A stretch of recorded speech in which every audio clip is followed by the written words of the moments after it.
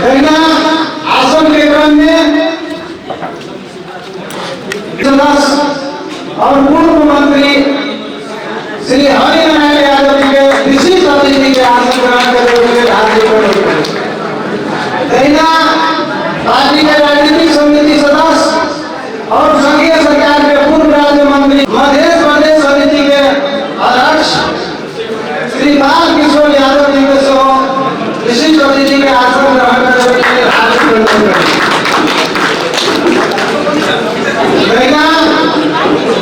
आसन के केंद्रीय सदस्य श्री कृष्ण शंकर प्रसाद जी के अतिथि के आसन ग्रहण करने के लिए हार्दिक अभिनंदन।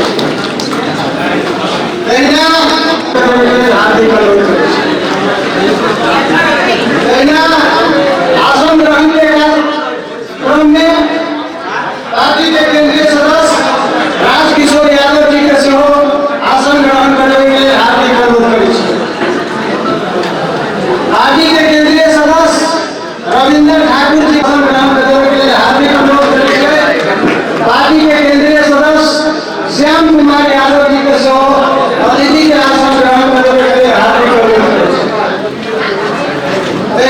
पार्टी के केंद्रीय सदस्य रमेश कुमार महतो जी के सह अतिथि के आसन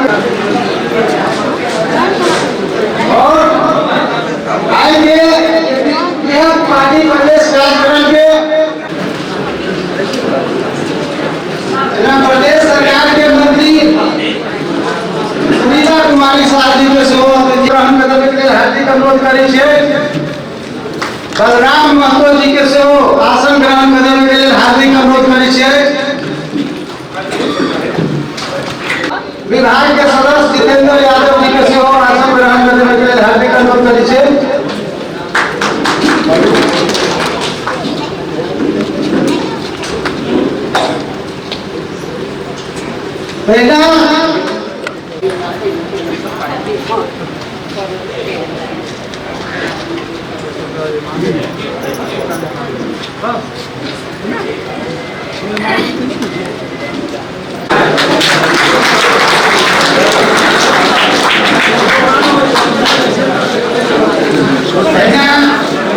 प्रमुख रूप से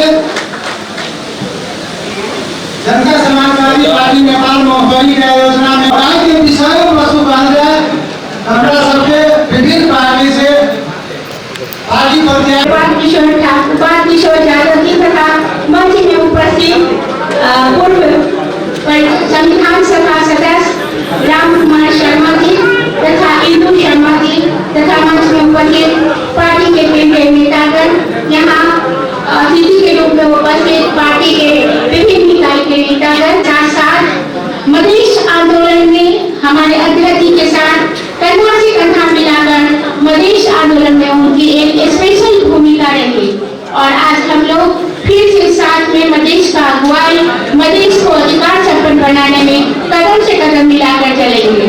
और सबसे बड़ी प्रतिबद्धता की बात यह है कि हमेशा उनका जो भी बात आता रहा है वो मधेश के पक्ष में ही आया है और हमेशा मधेश के पक्ष में बोलते रहे। और ये जलेश्वर नगर पालिका और ये क्षेत्र नंबर 3 में भी उनका अलग ही और आपको मुंगेर जिला में ही उनका एक अलग ही प्रभाव है। इस प्रभाव का उपयोग हम लोग संगठनात्मक रूप में ही नहीं, मधेश को स्थापित करने में मधेश जनता समाजवादी पार्टी नेपाल ऐसे नेताओं का हमेशा स्वागत करने के लिए तैयार रहता है।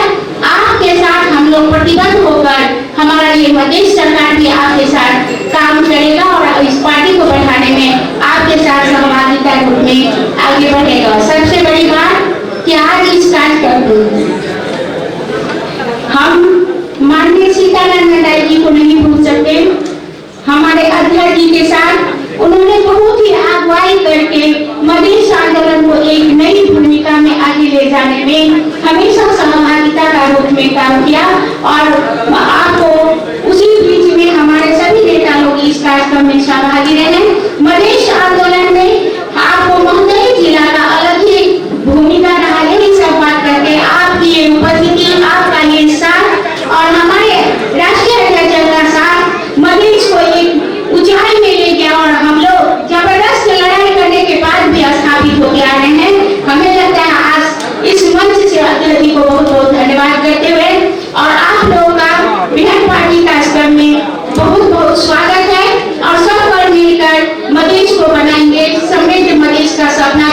बड़ी घटना से कोई के उजागर करके और हमरो सब ताजा करके मिलके ना खास करके इनका सबके अनुसार हम सब आई के कार्यक्रम के दोसर रूप में पुनर्मिलन कार्यक्रम से हो हम सब एक देना दिखाई दे रहा है कि हमारे सबके नेताजी सब प्रचार प्रसार लागे जा रहा है 10 पार्टी में तभी तहत पार्टी के केंद्रीय सदस्य और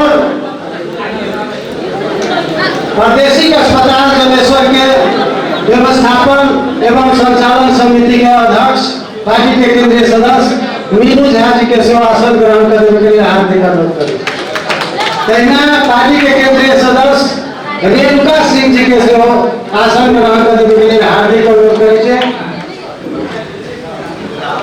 तैना कार्यक्रम के आगाड़ी बढ़ावे एक बृहद पार्टी प्रवेश कार्यक्रम के जे खास करके पार्टी के विस्तार के प्रति जे औचित्य होइ छै ओहि के सांदर्भिक ओहि संबंधी अपन सांदर्भिक विचार रख देवे के लिए मध्य प्रदेश समिति के इस कार्यक्रम के हमारे प्रमुख अतिथि पार्टी के मधेश आंदोलन के दलित बुजुर्ग आंदोलन का अभिभावक संघीयता के पिता मधेश मुक्ति आंदोलन के पथ प्रदर्शक माननीय राष्ट्रीय अध्यक्ष उपेंद्र यादव जी, मंच में आसीन राजनीतिक समिति के द्वे साथी पूर्व मंत्री हरिनारायण यादव जी, पूर्व राज्य मंत्री डॉक्टर सुरेंद्र राय जी, हमारे पालिका के मेयर साहब लोग, पालिका कमेटी के अध्यक्ष जी लोग और इस सभागार में उपस्थित संपूर्ण मधेश मुक्तिगामी जन समुदाय में मेरा सर्वप्रथम जय मधेश का अभिवादन। जय मधेश। मैं सर्वप्रथम मेरे व्यक्तिगत तरफ से और मध्य प्रदेश समिति के तरफ से आज हमारे साथ मधेश मुक्ति के लिए, समाजवाद स्थापना के लिए, सामाजिक न्याय पर आधारित समतामूलक समाज निर्माण के लिए, संघीयता के पृष्ठपोषण के लिए, समावेशिता का पृष्ठपोषण के लिए हमारे उद्देश्य को अपने उद्देश्य के साथ एकाकार करके पार्टी में हमारे उद्देश्य प्राप्ति के लिए सहकार करने के लिए पार्टी में समाविष्ट होने पुनर्मिलन के लिए आए सभी रामकुमार शर्मा जी लगाए समस्त साथी का स्वागत करना चाहते हैं। आप निश्चित रूप से साथियों को हमारे कोई आंदोलन में नहीं जा रहे हैं, तो अभी हम लोग पार्टी प्रवेश का कार्यक्रम कर रहे हैं और ज्यादातर पार्टी प्रवेश कार्यक्रम चुनाव के संघार में होता है। निश्चित रूप से ऐसा सवाल हमारे बीच में होगा, लेकिन जनता समाजवादी पार्टी मधेसी जन अधिकार फोरम होते हुए आज तक के स्वरूप में जो आया है, यह एक क्रांतिकारी पार्टी है, एक परिवर्तन के पक्षधर पार्टी है।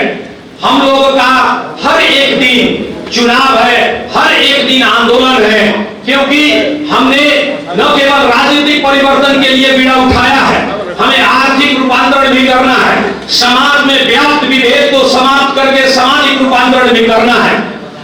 इस पुनीत कार्य में हम जितना है उससे शायद सभी कार्य संपन्न नहीं हो सकता, इसलिए हमें साथियों की जरूरत है और भी अनुभवी लोगों का जरूरत है। अगर इस पार्टी को आज जो तीसरा नंबर का पार्टी है, मुद्दा में अगर कहा जाए तो नेपाल का प्रथम पार्टी है।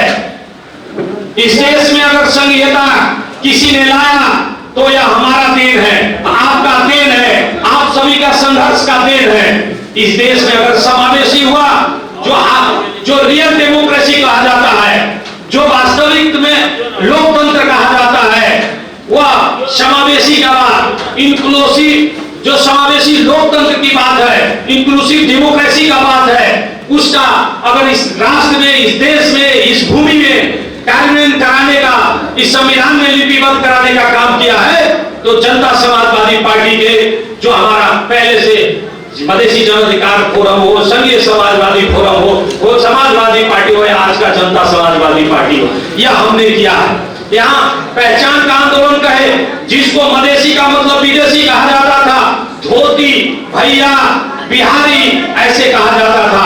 अगर मधेसी राष्ट्रीयता का इस राष्ट्र में बिगुल फूका, इसको स्थापित किया, वह हमारा पार्टी है निश्चित रूप से। लेकिन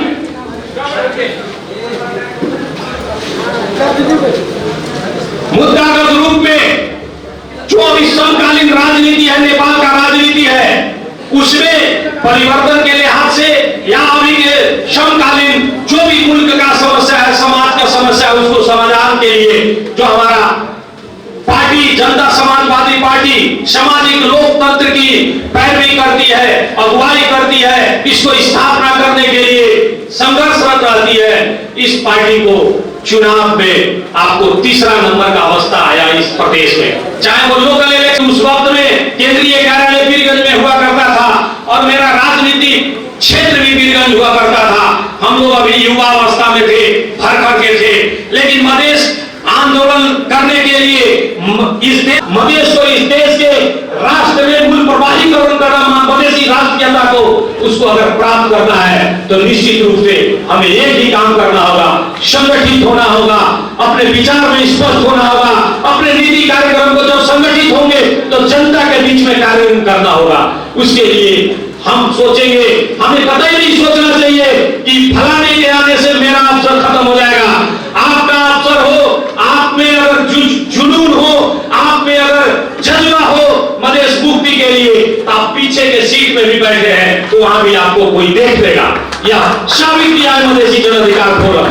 आप जानते थे उस वक्त राष्ट्रीय अंतर्राष्ट्रीय स्तर में सुपरिचित शक्ति 7 पार्टी था और माओवादी थी, जिससे लोग डायलॉग करते थे। लेकिन जब मधेसियों का, आदिवासियों का, जनजातियों का, दलितों का, महिलाओं का, मुस्लिमों का, जो समाज के अंतिम पायदान पे खड़े लोगों का बात नहीं सुना गया, तो माननीय राष्ट्रीय अध्यक्ष जी के नेतृत्व में इस देश का संविधान जो कहा जाता था कि इसके विरुद्ध में लगेगा, तो वहां उस वक्त का जनमुक्ति सेना कहा जाता था और शाही सेना मिलकर के इसको दमन करेगा। उस बीच में कोई भी प्रवाह किए बिना माननीय राष्ट्रीय अध्यक्ष जी के नेतृत्व में 63 मार्च 2 गते जब इस देश का अंतरिम संविधान जलाया गया, हठी गिरजा को चुनौती दिया गया, 7 पार्टी और माओवादी को राजनीतिक रूप से चुनौती दिया गया, तो इस देश का एक नया इतिहास लिखा गया और उस नया इतिहास में मध्य प्रदेश का स्थापना है। लोग कहते हैं कि आपको हम क्यों वोट दें, आपको क्यों कहें कि आपने मधेश के लिए क्या किया। इस देश में संघीयता किसने लाया, संघीयता के लिए संविधान किसने जलाया। जो गिरजा प्रसाद कोइराला हठी उस वक्त के तत्कालीन प्रधानमंत्री कहा करते थे कि संविधान में फुल स्टॉप कॉमा चेंज नहीं होगा, लेकिन पहला हम लोग जब आंदोलन कर रहे थे उसी वक्त में पहला संविधान संशोधन किसने कराया, उस वक्त का तत्कालीन मधेसी जन अधिकार फोरम नेपाल ने कराया था, जिसमें संघीयता का बात स्वीकारा गया, जिसमें जनसंख्या के आधार पर आपको पहला संशोधन याद करेंगे, दूसरा मैं नहीं कह रहा हूं, उसमें जनसंख्या के आधार पर क्षेत्र निर्वाचन क्षेत्र का निर्धारण की बात हुई थी और समावेशी का बात हुआ था। वो जब हम आंदोलन में थे उस वक्त का सरकार देना है, इस देश को दूरदर्शी नेतृत्व देना है, तो जनता समाजवादी पार्टी के नेतृत्व में केंद्र में भी सरकार बनना चाहिए, तब जाकर के नेपाल बनाकर हम लोग दिखाएंगे जैसे मधेश बनाने का बात किया। आज कोई कहता है कि मधेश में क्या हुआ, मधेश आंदोलन के बाद में क्या हुआ, आपका 7 वर्ष का सरकार क्या किया। क्या मधेश सरकार नहीं थी तो नेपाल में कहीं पे मधेश विश्वविद्यालय बना था, आपके धरती पे कोई विश्वविद्यालय बना था कि आपका बेटा और बेटी काठमांडू का शिक्षा बीरगंज में ले सके। क्या मधेश में कोई कृषि विश्वविद्यालय बना था क्या मधेश में कोई स्वास्थ्य विज्ञान प्रतिष्ठान बना था? नहीं बना था। ये किसने किया? मधेसी जन अधिकार फोरम के आंदोलन से, मधेश जन विद्रोह के अग्निकुंड से जन्मा हुआ यह जो शक्ति है, जो हमने ये करके इस देश में दिखाया है। और कहते हैं कि क्या किया? आज बेटी पढ़ रही है, बेटियों को आगे बढ़ाने का बात कर रहा है, तो ये सारे काम को जनता में ले जाने के लिए आज इससे भी आगे जाकर के जो समाजवाद, सामाजिक लोकतंत्र की स्थापना करने की बात हो रही है, उसको जगह पर लाने के लिए, हमारी शक्ति को निर्माण करने के लिए हमें ये नहीं सोचना चाहिए कि संगठन में मेरा जगह क्या होगा। संगठन ने जो उद्देश्य लिया है, पार्टी ने जो एक लाभ है, वही 2-4 के लिए हम लोग यदि एक होकर के मधेश की धरती में 25-26 क्यों जीतते हैं पालिका, जबकि हमारा क्षमता है 50 से ज्यादा जीतने का, क्षमता से कम क्यों रह जाते हैं? हम लोग इस बार की 10 जो सीट 500 के नीचे हारे हैं। क्यों हारे हैं? अपने मनोमालिन्य के चलते, फलाना बढ़ जाएगा, अपना ईगो के चलते, जेलस के चलते ये भी हुआ है। बहुत कम सीट से इस जिला में भी 130 से 1-2 सीट यूज किया, कहीं पे 6 वोट से, कहीं 50 वोट से, कहीं 200 वोट से, कहीं 400 वोट से। क्यों हुआ ऐसा? इस चीज को अगर समाधान करना है, इस चीज को आगे बढ़ाना है, तो सब मिलकर के अवसर ज्यादा पैदा कीजिए। 25 सीटें हैं लोकल, तो 50 जीता जाए। 50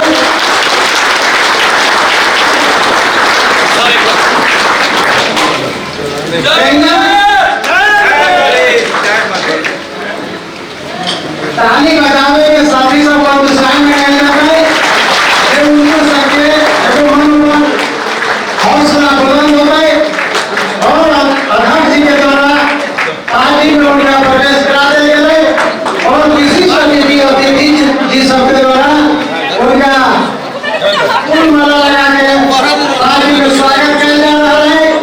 के लिए सब साथी एक बार जय मधेश के नारा गुणगान कहना, जय मधेश, जय मधेश, जय मधेश। धन्यवाद। कहना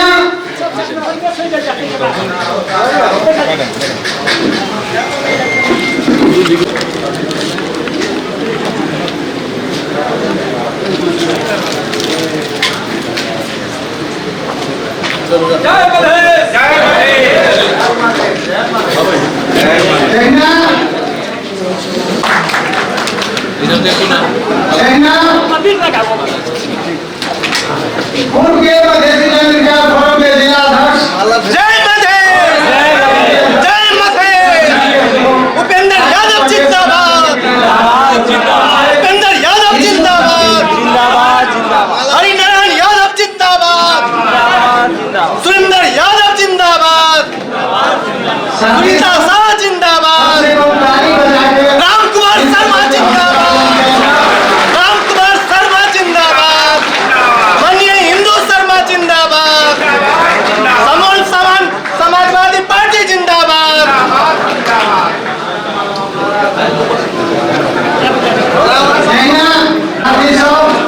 संपूर्ण प्रदेश के बिहार नेतृत्व सबके सम्मान में ताली बजा के उनका सबके स्वागत किया जाए।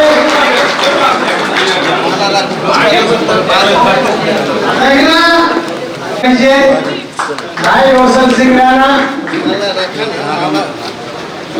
जय इधर दीजिए।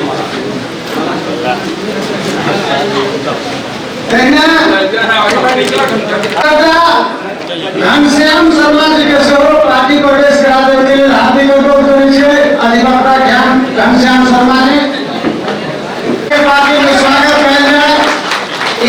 तमाम उपस्थित महानुभाव से आयोजक कमेटी हार्दिक डॉक्टर साहब जलेश्वर अस्पताल के पूर्व अध्यक्ष रह चुका